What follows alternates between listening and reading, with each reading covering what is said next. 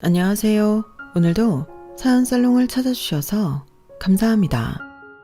저는 올해 32살, 결혼한 지는 5년이 조금 넘은 서지현이라고 합니다. 사랑해서 결혼했고 힘들게 조금씩 모은 돈으로 신혼을 시작했어요. 부모님이 저희를 많이 도와주셔서 시작이 남들보다는 조금 수월했던 것도 사실이고요. 결혼 초엔 뭐든 긍정적으로 보이더라고요. 가족이란 이름 아래 서로 이해하고 더불어 살아가는 거라 생각했거든요. 누군가의 말처럼 결혼은 두 집안의 만남이라고들 하잖아요. 그런데 어느 순간부터 그 더불어가 당연하게로 바뀌고 있다는 걸 느꼈어요. 어느 날은 내 물건이 내 물건 같지 않고 내 시간이 내 것 같지 않고 내 집이 내 공간이 아닌 느낌. 그때 뭐가 문제인지 몰랐어요. 다 그런 거지 하며 넘겼고 그게 어른스러운 줄 알았거든요. 그런데 시간이 흐르고 나서야 알겠더라고요. 웃으며 받아준 것들이 상대에게는 지켜야 할 선이 없는 무단 초대장이 되어 있었다는 걸요. 이 모든 사건이 시발점이 된 건 저희 부부가 결혼 후 처음 살게 되었던 신혼집이었어요. 사실 저희 부부는 연애 기간에 비해 결혼을 조금 갑작스럽게 준비하게 됐거든요. 뭐든 마음먹은 건 빠른 시일 내에 해내야 하는 성미인 남편이 더 미루지 않고 가정을 만들고 싶다는 결심을 하고는 빠른 추진력을 발휘하게 된 결혼이었어요. 둘 다 모은 돈이 아예 없는 사람들은 아니었기에 결혼 준비 자체에 큰 문제는 없었지만 딱 하나 곤란한 문제가 있었어요. 바로 신혼집이었죠. 남편도 직장이 안정적인 편은 아니었고 저는 20대 내내 프리랜서로 일하다가 이제 갓 자리를 잡고 수익을 내고 있던 터라 그럴듯한 신혼집을 꾸리기엔 솔직히 통장 사정이 빠듯했거든요. 제가 하는 일이 작품이 쌓여가는 일이라 작은 집에서 생활하는 건 불가능한 일이었고 어느 정도 크기가 있는 집을 구하자니 서울에서는 반지하에서 시작을 하거나 아예 경기도 외곽으로 빠져서 집을 구해야 하는 상황이었어요. 그런데 남편의 직장이 서울 중심부에 있어 아예 작정하고 경기도 외곽으로 이사가는 것도 많이 망설여지더라고요. 그럼 그냥 서울 반지하러 가자. 조금 불편해도 그 먼 거리를 왔다 갔다 하는 것보다 낫지 않겠어? 원래 신혼 때는 집 크기 늘리는 재미로 사는 거래. 우리가 앞으로 열심히 살아서 점점 위로 올라가면 되지. 나야 반지하든 지상이든 크게 상관은 없지만 괜히 당신 고생시키는 것 같아서 미안해서 그러지. 내가 좀 고생스럽더라도 그냥 경기도 외곽으로 나가자. 좀 멀리 다닌다고 죽나? 난 괜찮으니까 신경 쓰지 마. 처음 시작하는 집이니만큼 괜찮은 집에서 시작하고 싶다는 마음에 경기도 외곽을 이야기하는 남편에 비해 저는 생각보다 집에 대한 큰 욕심은 없었어요. 저도 직업 특성상 서울에서 미팅할 일이 많았기에 차라리 위치 좋은 곳이 낫지 않나 싶어 한참을 서로 설득만 하고 진전이 없을 때였죠. 어쩌다 보니 저와 남편의 통화를 듣게 된 엄마께서 저를 앉혀놓고 말씀하시더라고요. 너희 그러지 말고 엄마랑 아빠가 집 해줄 테니까 거기서 시작하는 건 어떠니? 네? 무슨 집이요? 왜? 우리가 예전부터 투자해놓은 집 있잖니. 그 집을 최근에 새로 다시 지었거든. 서울이라 출퇴근도 편하고 방 3개에 앞에 작은 마당까지 있어서 너희 둘이 살기 딱일 것 같은데. 네? 엄마, 거긴 엄마랑 아빠 노후에 살려고 지은 집 아니에요? 뭐 그렇기는 한데 당장 이사 가서 살려고 한 것도 아니었고 이렇게 너희 둘이 고민하는 걸 보니 영 마음이 좋지 않아서. 지금 사는 집에서 계속 지내도 아무런 문제 없고 안 그래도 딸이 결혼하는데 뭐라도 해주고 싶었는데 무엇보다 집을 해주는 게 제일 좋지 않겠나 싶어서. 네 아버지랑도 이야기 다 끝났단다. 에이, 아니에요 엄마. 부담 갖지 마세요. 엄마 아빠 도움 받으려고 하는 결혼도 아닌데요. 그러지 말고 윤서방이랑 이야기 잘해보렴. 나도 귀하게 키운 외동딸 신혼 때부터 고생하면서 살게 하고 싶지 않아서 그래. 그 말을 들으니 마음이 울컥하더라고요.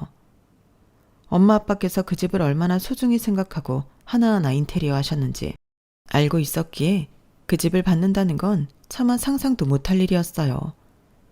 말씀만이라도 감동이라 그때 받은 감동을 전달하고 싶어 남편에게 이야기를 했어요. 하지만 남편의 반응은 제가 생각했던 것과는 조금 달랐어요. 와, 정말? 그 집 꽤 좋다고 하지 않았어? 앞마당에 바베큐 먹을 장소도 있다고 했던 것 같은데? 교통도 편하고. 그런 데서 시작하면 완전 좋지. 누구나 꿈꾸는 그런 신혼집 아니야? 그렇긴 한데 엄마 아빠가 노후 보내시려고 정성 들여 지은 집인데 우리가 들어가서 먼저 사는 게 좀 염치가 없어서. 에이, 자식이라고는 당신밖에 없는데 결혼할 때 뭐라도 해주고 싶으신 거겠지. 우리도 곧 부모 되면 그 마음 이해가 될 거야. 오히려 거절하는 게 난 더 예의가 아닌 것 같은데? 그냥 준다고 하실 때 감사하게 받자. 괜히 거절했다가 나중에 고생하고 나서 후회하지 말고, 응? 우리 부모님한테 미안한 마음은 안 들어? 아이, 당연히 죄송하지. 근데 난 부모님 입장에서 먼저 생각한 거야. 큰맘 먹고 해주신다고 하셨는데 그걸 거절하면 부모님 입장에서도 마음이 아프실 거라니까? 그 좋은 집 거절하고 굳이 고생하는 자식 모습을 과연 보고 싶으실까? 남편의 주장은 얼핏 들으면 그럴듯 했지만 마음 한구석이 찜찜한 건 어쩔 수 없었어요. 제 눈에는 편안한 노후를 꿈꾸며 그 집을 지으신 저희 부모님을 걱정하거나 미안한 마음이 든다기보다는 그저 그 집이 우리의 신혼집이 된다는 생각에 잔뜩 들뜬 걸로만 보였거든요. 어쨌든 부모님의 계속된 권유와 남편의 설득에 결국 넘어가고 말았어요. 단 그 집을 그대로 받는 것만은 스스로 절대 용납할 수 없어서 조건을 붙였죠. 그럼 딱 2년만 여기서 살고 이사 갈게요.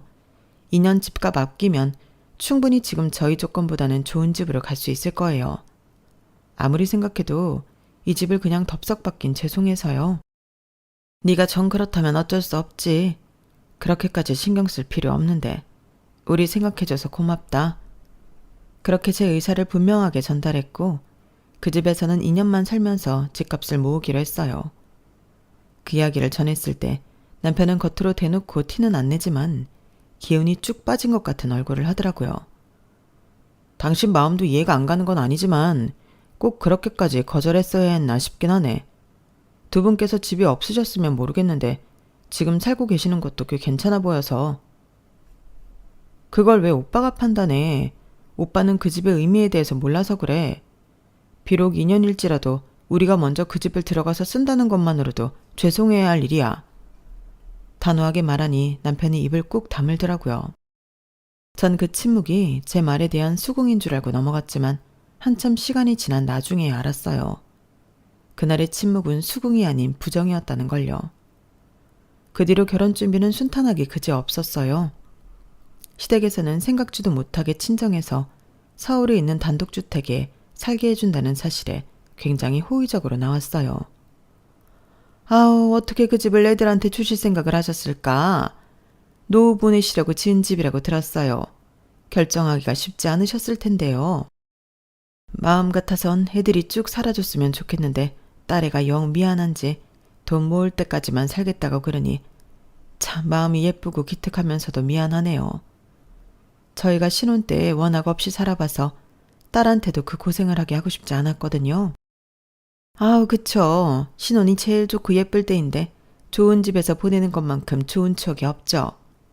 그런데 저는 사돈댁에서 그렇게 여유가 있었을 줄은 몰랐습니다. 애들이 영 그런 쪽으로는 이야기를 안 해서요.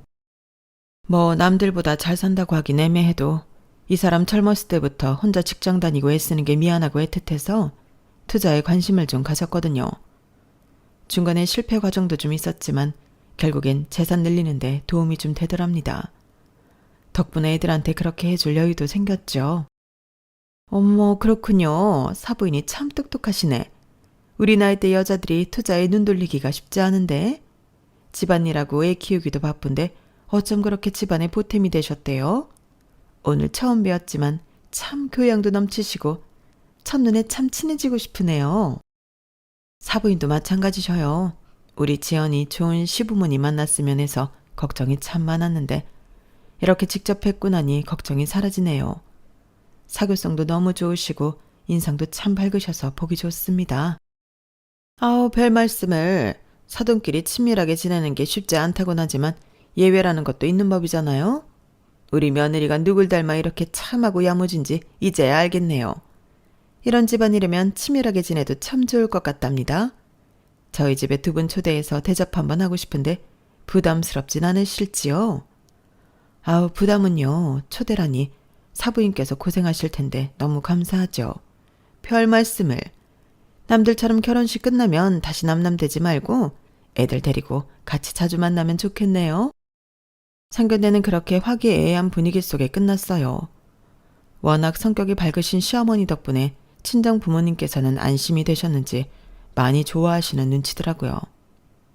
저 역시 시어머니께서 뵐 때마다 반겨주시고 상냥하게 대해주셔서 시어머니에 대한 걱정은 전혀 없었어요. 시어머니 말씀대로 결혼 후에도 두 집안이 잘 지낸다면 그것만큼 좋은 일도 없다고 생각했죠. 저희 집은 친척들과도 다 같이 자주 놀러갈 정도로 가족적인 분위기였거든요. 시댁과도 그렇게 지낼 수만 있다면 더 바랄 일이 없다고 생각했어요. 시간이 지나 결혼식 날이 되었고 정신없지만 인생에서 가장 행복한 순간 중 하나였다고 자부할 수 있을 정도로 많은 축하와 축복 속에 무사히 결혼식을 마쳤어요. 뒷정리까지 마친 후 신혼여행을 떠나기 위해 공항에 도착했을 때쯤 엄마께서 사진 한 장을 보내주셨어요. 지연아, 우리도 뒤풀이 왔어. 사돈께서 큰일 치렀는데 부모들끼리도 한잔 해야 하지 않겠냐고 그러셔서 참 좋은 집안에 시집간 것 같아서 엄마가 기분이 너무 좋다. 너도 윤서방이랑 즐거운 시간 보내고 오렴. 사진 속에는 고깃집에서 시부모님과 친정 부모님이 한 테이블에 앉아 환한 얼굴로 웃고 계셨어요. 그 모습을 보니 저도 절로 얼굴에 미소가 그려지더라고요.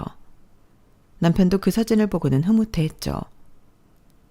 부모님들끼리 잘 지내시니 좋네. 그러게, 나 정말 시집 잘 왔나 봐. 그땐 제 앞에 펼쳐진 미래에 대해 전혀 예상조차 할 수 없었어요. 그 정도로 모든 상황이 평화롭고 따스하게만 흘러갔거든요. 그 후로도 시댁과 친정 식구들 그리고 저희 부부는 다 같이 만나는 자리를 종종 가졌어요. 시어머니는 유쾌하셨고 시아버지도 시어머니 이야기를 잘 들어주시는 자상한 분이라 저희 부모님과도 별다른 트러블이 없었죠. 우리처럼 다 같이 모이는 식구들이 또 있을까? 가끔 이렇게 모일 때마다 참 인연이라는 게 신기해. 엄마 친구들한테 이야기하니까 딸 참 시집 잘 보낸 것 같다더라. 괜찮은 사이는 만날 수 있어도 그런 사도는 100년에 한 번 죽었다 깨어나도 못 만난다면서. 제가 봐도 그런 것 같긴 해요. 엄마 아빠랑 시부모님이 잘 지내시는 걸 보니 기분이 이상하면서도 뿌듯해요. 주변에서도 다들 신기해했고 친정 부모님께서도 처음에는 경계하는 눈치였지만 어느샌가 그 경계마저 풀리신 것 같았어요. 전 단순히 그게 다 시부모님이 괜찮으신 분들이기 때문이라고만 생각했죠. 신혼집은 신혼여행을 다녀온 후 2달 정도 뒤에나 들어갈 수 있었어요. 공사가 끝나고 이삿짐과 가구가 다 정리되고 나서 친정 부모님이 빌려주신 집이만큼 친정 부모님을 먼저 모셔 대접하고 싶었죠. 여보, 아무래도 이 집은 친정 부모님부터 모시는 게 맞는 것 같아. 그래? 당신 마음은 충분히 알겠지만 그럼 우리 부모님이 좀 서운해하실 것 같은데? 남편의 대답을 들었을 때 전 좀 당황스럽더라고요. 서운해하셔도 어쩔 수 없지. 그래도 친정 부모님께서 빌려주신 집인데 우리 부모님 먼저 대접해드리는 게 예의잖아. 그럼 그냥 다 같이 대접해드리는 건 어때? 친하시니까. 그래도 나는 이번에는 좀 따로 모시고 싶은데. 왜? 집 해주셨으니까 더 잘해드리려고? 아니, 그런 게 아니라 따로 더 챙겨드리라는 거 아니면 그냥 같이 해. 우리처럼 화목한 집안이 어디 있다고 굳이 양가를 따로 챙겨? 한 번에 하면 우리도 편하고 좋잖아. 순간 할 말이 없더라고요. 남편의 그 말은 기분이 좋진 않았지만 틀린 말도 아니었고 친정 부모님께 말씀드리니 생각보다 좋아하셔서 기분이 풀렸어요. 어머, 그래? 그럼 좋지. 안 그래도 그 집이 손님 불러 같이 밥도 먹고 놀기 좋게 만든 집이야. 나중에 니네가 손주 낳아주면 손주도 마음껏 뛰어놀라고. 사돈네랑 다 같이 밥 먹고 시간 보내면 더 즐겁겠네. 불행인지 다행인지 그렇게 양가 부모님을 같은 날 집들이를 모시게 되었어요. 부모님께서 물려주신 집은 깔끔한 신식 인테리어는 물론이고 방 3개에 천장이 높고 넓은 거실이 있어 말씀대로 손님들이 머무르다 가기 좋은 구조였어요. 오픈형 주방에 마당에는 바베큐를 해먹을 공간까지 마련이 되어 있었죠. 시부모님께서는 집에 들어오시더니 눈이 휘둥그레지셨어요. 세상에, 이게 너희 신혼집이니? 어머, 웬일이야. 이 집이라면 새로 시작이 아니라 다시 태어날 수도 있겠어. 그러게, 이렇게 시작하는 신혼이 세상에 어디 있나?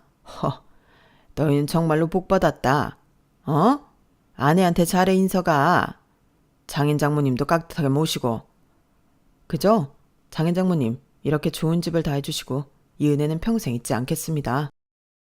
아유, 무슨 그런 말씀을요. 마음 같아서는 그냥 충분히 살 때까지 집을 물려주고 싶은데 딸아이가 착해서 자꾸 거절을 해서요. 2년이긴 해도 행복하게 신혼 보내기엔 충분할 겁니다.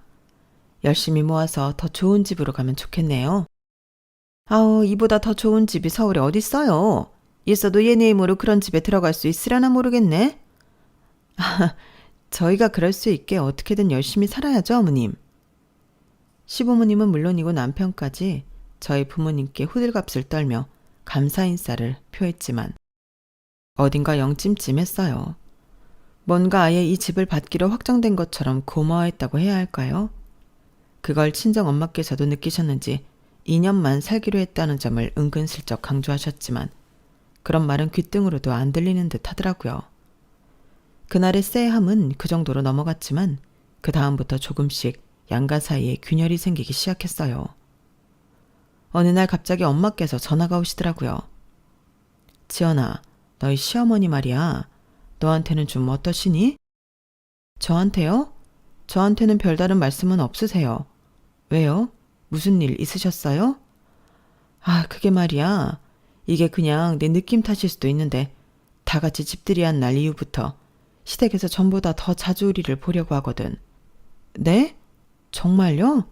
왜요? 그러니까 자주 보는 건 문제가 안 된다지만 문제는 자주 보는 만큼 식사를 같이 하게 되는데 전에는 한 번은 우리가 사면 한 번은 사돈이 사고 그랬었거든.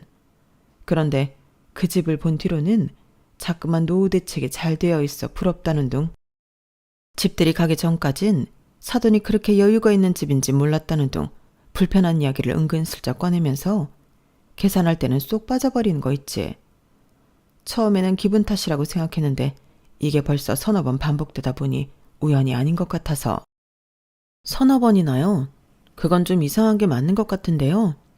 그치, 자꾸만 그 집 얘기 꺼내면서 부럽다고 하시길래 사돈도 정 그러시면 나중에 애들이 이사 나간 뒤에 손님들하고 보낼 공간 필요하시면 말씀하시라고 했는데. 네? 엄마 그런 말씀은 뭐하러 하셨어요? 뭐 그럼 내가 거기서 무슨 말을 하겠니? 나도 민망해서 그냥 그런 소리가 절로 나오더라고. 어차피 니네 살 때 말고 나 살 때 이야기니 2년 뒤인데 설마 그걸 기억하고 있으려고. 그래도요. 앞으로는 괜히 그런 말씀하지 마세요. 알겠어. 설마 염치가 있는 분들이면 그런 부탁은 안 하시겠지. 불안한 마음은 있었지만 저도 조금은 안일하게 생각했던 것 같아요.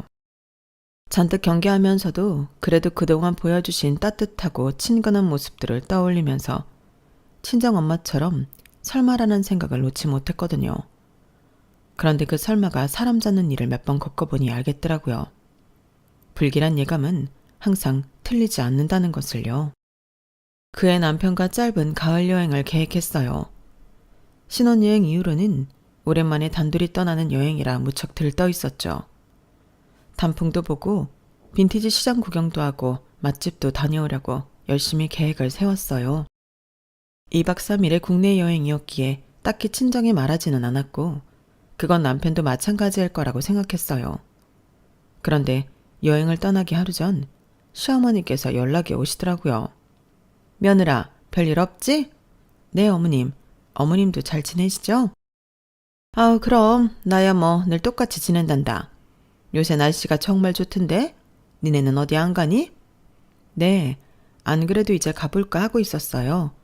어머님은 아버님이랑 어디 안 가세요? 떠보는 듯한 말에 내일 당장 여행을 떠난다는 사실을 말씀드릴까 잠깐 고민을 했지만 두루뭉술하게 이야기하고 화제를 바로 돌렸어요. 혹여나 어머님이 같이 가고 싶다는 의사를 내비치실까 두려웠거든요. 그런데 어머님께서 이미 알고 계시더라고요. 이제 가보긴 당장 내일 가는 거 아니야? 네? 아, 네. 뭐야? 서운하게 은근슬쩍 숨기려고 하고. 네가 얘기 안 해도 다 아들을 통해서 듣는데 이러면 내가 많이 섭섭하지 않겠니? 아, 그게 혹시 내일 저희끼리 간다고 하면 어머님이 내심 서운해하실까봐 말씀을 못 드렸어요. 죄송해요. 아, 신혼부부가 아기 갖기 전에 둘이 다닐 수 있을 때 많이 다니면 좋지. 뭘 그런 걸로 서운해하려고. 설마 우리가 따라가겠다고 할까봐? 그런 것보다 물어봤는데 사실대로 이야기 안 하는 게 훨씬 더 서운하니까 앞으로는 그냥 있는 그대로 얘기해줘. 난 다른 건 괜찮은데 속이고 거짓말하는 건 싫더라. 그러려고 말 안 한 건 아니었는데 그렇게 느끼셨다면 죄송해요. 정말 등 뒤에 식은땀이 다 나더라고요. 여보, 장인 장모님은 우리 여행 가는 거 아셔? 응? 굳이 얘기 안 했는데. 어차피 짧게 다녀올 여행인데 뭐하러. 아, 그래? 하긴 그렇긴 하지. 분명 그 전날 대화에서 남편은 아무 말도 안 했었거든요. 그래서 저는 당연히 남편도 시댁에 이야기 안 한 줄로만 알았는데 언제 이야기를 다 한 건지 미리 알고 있는 게 조금 소름 돋았어요. 이야기야 할 수 있다고는 쳐도 어머님이 은근슬쩍 제 입으로 듣고 싶어 떠봤다는 점이 무섭더라고요. 다행히 어머님은 제 사과를 쿨하게 받아주셨고 그 일은 그렇게 넘어가는 듯 했어요. 여행을 가는 내내 자꾸 생각나는 바람에 남편과 작은 다툼은 있었지만요. 다음부터는 꼭 나한테 얘기해줘. 나만 거짓말 친 사람 됐잖아. 알겠어, 미안해. 나도 엄마가 당신한테 그런 식으로 물어볼 줄은 몰랐지. 그래도 막상 여행지에 도착하니 맑은 날씨와 멋진 풍경, 맛있는 음식들을 먹으며 그 일은 금방 잊혀졌어요. 남편과 둘도 없을 시간을 보내고 집에 도착했을 때였어요. 여행이 좋긴 해도 역시 우리 집이 최고네. 아, 편하다. 짐을 풀고 거실 소파에 잠깐 쉬려고 앉았는데 순간 주방 쪽에 이상한 기시감이 들더라고요. 그래서 가까이 다가가니 금방 이상한 점을 발견했어요. 여보, 냉장고에 붙여뒀던 자석들 당신이 뗐어? 내가 여행 가서 기념품으로 사왔던 것들 말이야. 그걸 내가 왜 떼? 당신이 아끼는 거 아는데. 뭐? 그럼 우리 집에 도둑이 들었나? 다 없어졌는데? 순간 눈앞이 깜깜해지며 냉장고를 열었는데 냉장고 안쪽도 뭔가 구조가 바뀌었더라고요. 반찬통은 전부 처음 보는 것들로 바뀌어 있었고 김치 냉장고에 넣어둔 장류들은 죄다 알 수 없는 유리병에 옮겨져 있었어요. 아, 엄마가 왔다 가셨나 보네. 뭐라고? 어머님이 왜? 아니, 어떻게? 엄마가 저번에 우리 집 와서는 당신이 아직 살림이 서툴다고 도와주고 싶으시댔거든. 다 있을 때 오면 잔소리 되니까 우리 집 비웠을 때 들어와서 정리해 주신 데서 비밀번호 알려드렸어. 뭐라고? 그럼 우리가 여행 간 사이에 어머님이 들어와서 이걸 정리했단 소리야? 왜? 깔끔하고 좋은데? 집도 좀 청소해 주시고 가신 것 같다? 여보, 나랑 상의도 없이 어머님한테 비밀번호를 알려드리면 어떡해? 그날도 남편과 대판 싸웠어요. 여행에서 즐거운 기억은 잠깐이었고 여행 가기 전과 후는 정말 지옥이었죠. 남편은 당신 힘들지 않게 어머님이 치워주신 건데 뭐가 문제냐는 태도여서 도저히 말이 통하지 않더라고요. 고마운 거 아니야? 다른 시어머니들 같았으면 당신한테 직접 잔소리하면서 하나하나 시켰을 텐데 우리 엄만 당신 불편할까봐 일부러 없을 때 와서 싹 정리해주시고 가신 거잖아. 이 정도면 우렁각시지. 엄마라고 이게 쉬웠겠냐고. 그냥 좋은 게 좋은 거다 생각하고 감사하게 여기면 어디가 덧나? 나는 그냥 어머님이 우리 집에 드나드시는 게 싫다고. 여기 우리 집 우리 공간이잖아. 당신이야 자식이니 어머님 드나드는 게 편해도 나는 편하겠어? 그럼 오늘 엄마가 정리해 놓은 대로 앞으로 잘 정리하면 되겠네. 엄마가 못 건들게. 다른 부분은 저와 참 잘 통했던 남편이 딱 이 부분에서는 대화가 거의 단절되다시피 안 통해버리니 정말 환장하겠더라고요. 그날 결국 남편과는 어떤 결론도 내리지 못하고 서로를 이해하지 못한 채 싸움이 끝났어요. 남편은 어머님이 제가 아끼고 모으던 자석을 없애버린 것에 대해서만 미안해했고 그거라도 받아주지 않으면 상황이 넘어가질 않으니 대충 사과를 받아주고 애매한 화해를 했죠. 그러다 결국엔 일이 터졌어요. 제가 잠깐 지방 출장을 다녀온 사이였죠. 결혼 전 가장 친한 친구가 생일 선물로 주었던 턴테이블이 있었어요. 결혼 전에는 LP판 모으는 게 취미라 열심히 모았었는데 결혼 후엔 취미를 온전히 즐길 겨를이 없어 잘 닦아서 거실 한쪽에 두었죠. 그런데 갑자기 친구에게 연락이 오더라고요. 미정아, 오랜만이네. 내가 연락을 했어야 했는데. 사는 거 바쁜데 이해하지. 근데 말야, 너 혹시 내가 선물한 턴테이블 인터넷 중고마켓에 내놨어? 뭐? 야, 내가 그걸 왜 내놔? 지금 자주는 못 들어도 얼마나 아끼던 건데. 그거 그냥 거실에 두기만 해도 인테리어 소품까지 돼서 내놓을 생각 절대 없어. 네가 큰맘 먹고 선물해 준 건데 어떻게 그러니? 갑자기 그게 무슨 소리야? 아니, 얼마 전에 중고마켓 구경하는데 너한테 선물했던 턴테이블이랑 똑같은 게 올라왔길래 자세히 보니까 배경이 니네 집인 것 같더라고. 벽지며 옆에 소파랑 턴테이블에 올라가 있는 가구까지 완전 똑같길래 동네도 니네 동네로 뜨고. 뭐라고? 순간 등줄기가 오싹하더라고요. 네가 아니면 니네 남편이 못 모르고 내놓은 거 아니야? 잠깐만 미정아, 내가 알아보고 다시 전화할게. 친구와의 통화를 끊고 바로 남편에게 전화를 걸었어요. 여보, 당신 혹시 턴테이블 당신이 중고마켓에 올렸어? 뭐? 아니.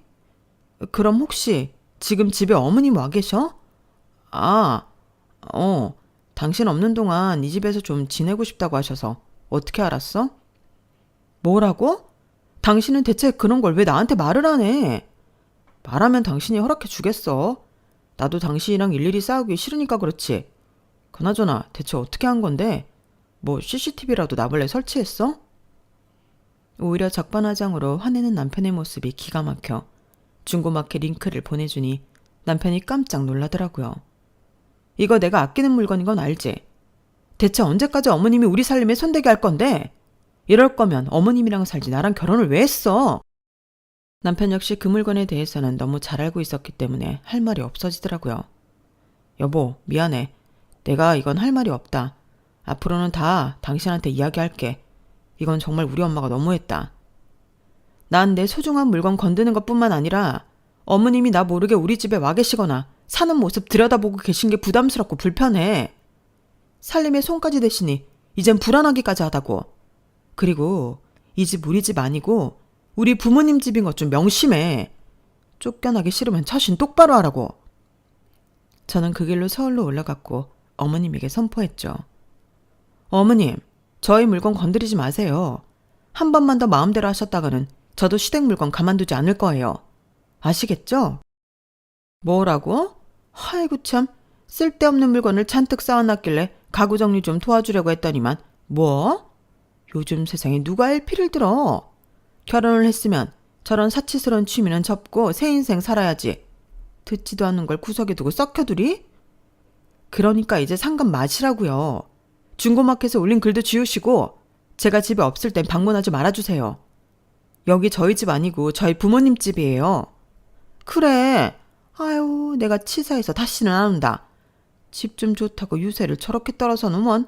며느리 무서워 오겠니? 어머님은 역정을 내며 시댁으로 돌아가셨고 이렇게까지 불편해지는 걸 원치는 않았지만 차라리 잘 됐다 싶었어요. 저렇게 몇 번이나 경우 없게 구시는데 더 큰 일이 생기기 전에 반드시 한 번은 일어났어야 하는 싸움이란 생각이 들더라고요. 대신 집안 분위기는 서먹하고 어색해졌죠. 그래도 계속 선을 넘게 두는 것보다는 이 편이 나았어요. 양가 부모님은 표면적으로는 여전히 잘 지내셨지만 저희 부모님께서 서서히 시댁을 멀리하셔서 만나는 빈도수는 완전히 줄어들었어요. 저와의 사이는 말할 것도 없었죠. 제가 시어머니께 불같이 화낸 뒤로 시댁 가는 명절이나 가족 행사 같은 모임 외에는 일절 교류가 없었어요. 그날 이후로 절 은근히 불편해하시는 게 보였고 시아버지도 저를 괘씸해하는 것 같더라고요. 그때 화를 낸 게 차라리 보이지 않는 선을 만들어준 것 같아 잘했다는 생각이 들더라고요. 그 뒤로는 저희가 친정과 약속했던 인연을 채우고 이사를 했어요. 차라리 시댁에서 탐내던 이 좋은 집에서 벗어나니 안심이 되더라고요. 다시는 같은 일이 반복되지 않을 것 같았어요. 그때만 해도 몰랐죠. 제 앞에 더 큰 인내심의 관문이 남아있다는 사실을요. 이사한 지 얼마 안 돼서 친정 부모님께서 한 달간의 긴 여행을 계획하셨어요. 두 분께서 그렇게 길게 해외여행을 떠나시는 건 처음이라 저까지 들뜨더라고요. 잘 다녀오시라고 짐 챙기는 것도 도와드렸고 마시는 것도 돈 아끼지 않고 많이 드셨으면 해서 용돈도 두둑히 챙겨드린 후 공항버스 타는 곳까지 모셔다 드렸죠. 부모님께서는 장시간 비행 끝에 여행지 숙소에 도착해서 영상통화를 걸어주셨어요. 두 분이 설레하는 모습을 보니 덩달아 행복해지더라고요. 무사히 도착하신 모습에 안심하며 일상으로 돌아온 지 일주일도 안 됐을 때였어요. 엄청 오랜만에 전에 살던 집 이웃분께 전화가 왔더라고요. 오며 가며 마주칠 일이 많아 친하게 지내던 사이였거든요. 지연씨 오랜만이에요. 다름이 아니라 혹시 지연씨 이사가고 지연씨네 부모님이 이사 온다고 하지 않았었나? 어머, 네 맞아요. 아니 그런데 얼마 전부터 낯선 사람들이 잔뜩 이 집에 와서 밤이고 낮이고 시끄럽게 웃고 퍼질러 노는데 지연씨네 부모님은 아닌 것 같아서. 지연씨네 부모님은 엄청 조용히 지내셨거든. 처음에는 부모님인 줄 알고 좀 참아보려고 했는데 보니까 다른 사람들 같아서. 혹시 새로 세입자를 들인 거야? 네? 다른 사람들이요? 순간 머리가 띵했어요. 부모님은 해외로 가셨으니 그 집을 드나들 만한 사람이라곤 떠오르는 사람이 별로 없었거든요. 그 중에 이상하게도 가장 선명하게 떠오르는 사람은 다름 아닌 시부모님이었어요. 그럴 리 없다고 생각하면서도 예전 집으로 향했어요. 직접 제 눈으로 확인해야겠더라고요. 하지만 막상 친정집 앞에 도착하니 잊고 있던 사실이 떠올랐어요. 더 이상은 저희 집이 아니다 보니 비밀번호를 모르겠더라고요. 혹시나 싶은 마음에 예전 살던 비밀번호를 치니 문이 열렸어요. 마치 자기 집인 듯 자연스럽게 거실 소파에 누워 TV를 보는 시어머니와 부엌을 뒤지고 있는 시아버지를 보니 그제서야 상황 파악이 되더군요. 남편에게 친정 부모님의 여행 소식을 들은 시어머니가 예전 비밀번호를 치고 들어와 일을 벌인 듯 했어요. 바닥에는 술병이 뒹굴고 있고 먹은 음식들을 제대로 치우지도 않아 붉은 음식 소스들이 엎질러져 있고 안방에는 모르는 사람이 누워있더라고요. 고급 아이보리 소파 위에 신발을 신고 올라간 검은 신발 자국, 침구 위에는 화장을 지우지 않고 누운 화장품 자국에 싱크대에 말라붙은 음식 찌꺼기가 붙어있는 데다 냉장고 문은 열린 채로 방치가 되어 있었어요. 너무 어이가 없어 하나하나 영상으로 찍어 남겨두니 어머님께서 제 모습을 보고 코웃음을 치시더라고요. 어머님, 지금 이게 다 무슨 일이에요?